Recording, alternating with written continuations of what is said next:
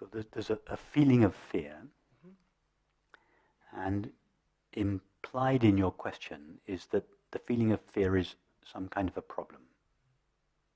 You don't like it. You wish it wasn't there.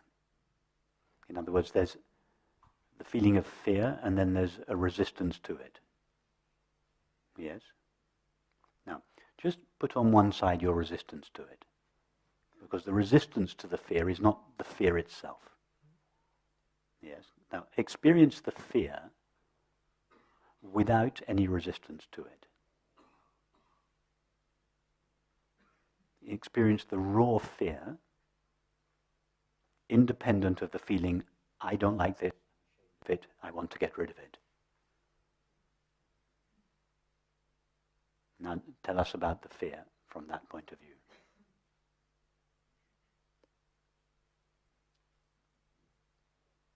Is there anything problematic about it?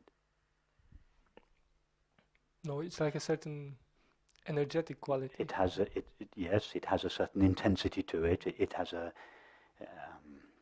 vibrancy to it. It has an intensity to it. But is it problematic?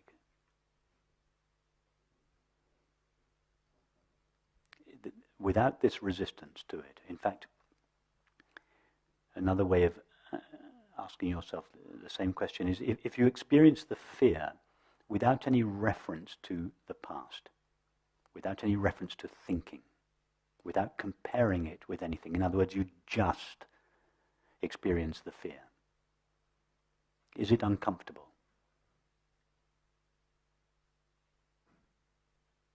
No. Is there any motivation in you to move away from it?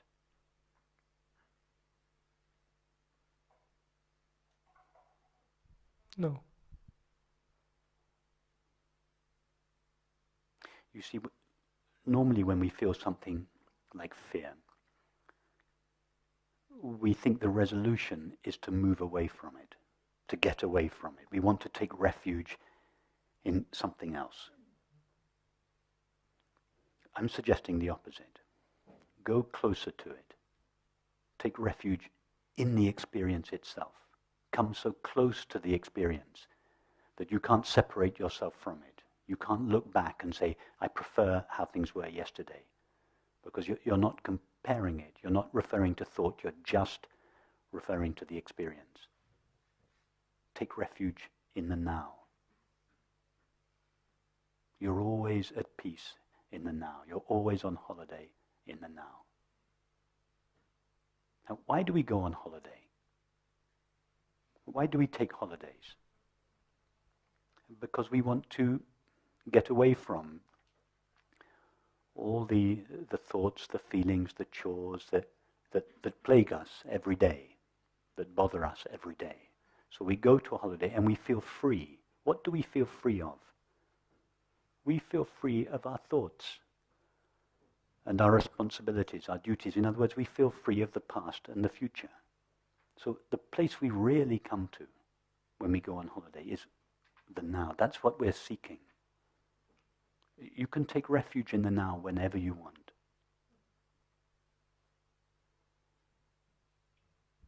Because I feel that what I often experience is that it's again like using those methods like to get rid of it. Like, so there's this resistance that comes in forward. So yes, for example, yeah. It's like the resistance that is the problem. The fear is not the problem. As you rightly say, it just has a certain intensity to it. Nothing wrong with that. You don't want your life just to be one bland, even. There's nothing wrong with intensity. The experience of fear itself is not the problem. It's your resistance to it. I wish I could replace what is present with what is not present. That's it. Therein lies your suffering. The suffering is not in the fear. Fear is neutral. It's your resistance to it that is your suffering. And your resistance to it is contained in a single thought. It is that insubstantial. Whenever you are suffering, your suffering is contained in a single thought. I don't like this. I don't like what is going on. I don't like what is present. I want what is not present. That's it. That is our suffering. That single thought. The suffering is never in the experience itself. I'm not talking about physical pain. I'm talking about psychological suffering. In other words, we allow a single thought, a single flimsy, insubstantial thought to spoil our happiness. And then it uses this also. Now I'm going to ask who is having this fear, but this is still motivated then by this desire to get Who rid is of. having the... Who is having this fear? So it seems that there is an exploration. No one is having the fear. The experience of fear is one experience. Yeah, it's not two experiences. There's not me and the fear. There is just the fear, and you are that which knows, that the knowing element in your experience. You totally, utterly, intimately pervade your fear. In fact, your fear is made out of yourself, out of consciousness. There is no separate fearful person. There is just the experience of fear. It's not happening to anyone. The person to whom you think your fear is happening is just a figment of your imagination. If you look for that person, you'll never find it. All you find is the presence of consciousness. When I say all you find is the presence of consciousness, you are the presence of consciousness. I mean, all consciousness finds is itself.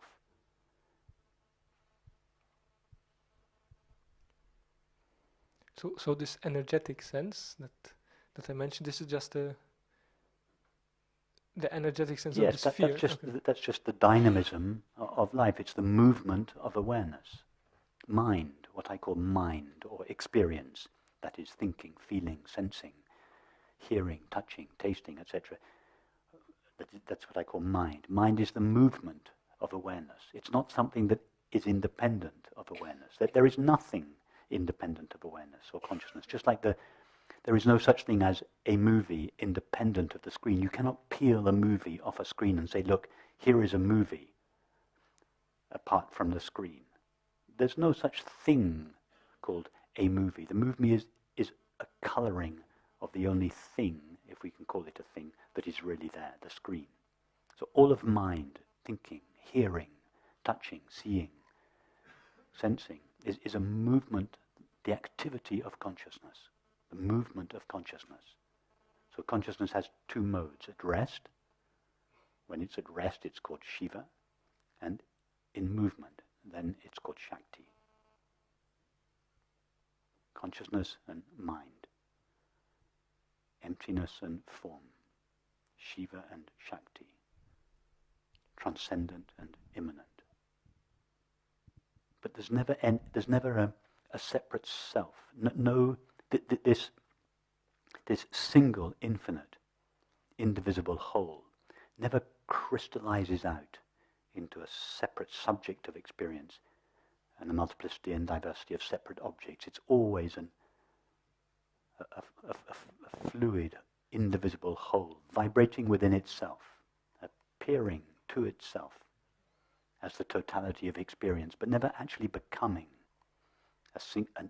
a discrete object or self. So the resistance to the present experience is also that. That's very true, yes. Yes. But often it doesn't feel like that. Yeah. What? But often it doesn't feel like that. It feels like this resistance is some...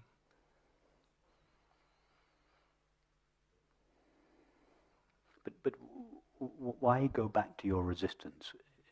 If you come close to the fear, so close that you cannot separate yourself out from it, there's this single experience of fear.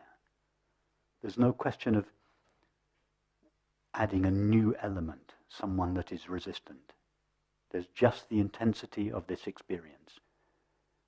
And you'll find there's not the slightest impulse to move away from it. In other words, right at the heart of your fear, you find happiness, you find peace, which is another way of saying the absence of resistance, the absence of suffering. If you go deeply into any emotion, you find happiness there, you find peace there. So that these are the two ways that I was referring to, the Vedantic and the Tantric approaches. I'm giving you the Tantric approach now. We either turn away from the fear.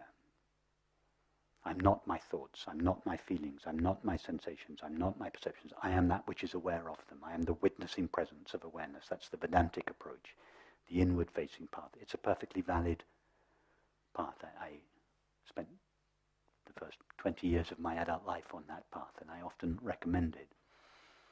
But then there's this other path where we don't move away. I am not this, I am not this, I am not this. We move closer. I am this, I am this, I am this. We come so close to the experience that we cannot find a distinction between ourself, the one that dislikes the experience, and the experience itself. There's just the experience, a single, infinite, indivisible whole. And there's no room for resistance there, because who is present to resist? Who is there to rise up and say, I don't like this?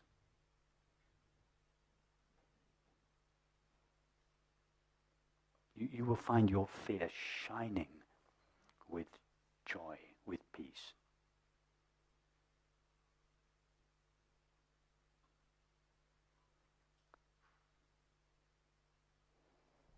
Yeah, I can feel some. You can taste it now. That just keep going in that direction. Thank you.